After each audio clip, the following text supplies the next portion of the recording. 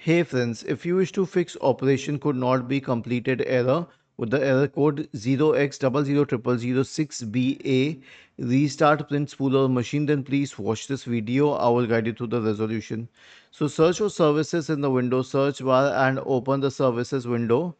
Scroll down to the print spooler service. This list is in alphabetical order so you can easily find it. Right click on it and then select restart. That's it. This should be the resolution to the problem.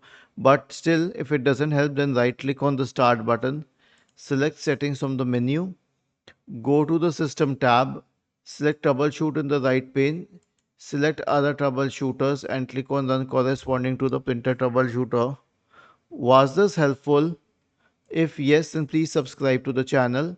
If not, then let us know in the comment section of the video on how we could help you further. Thank you for watching this video and have a nice day.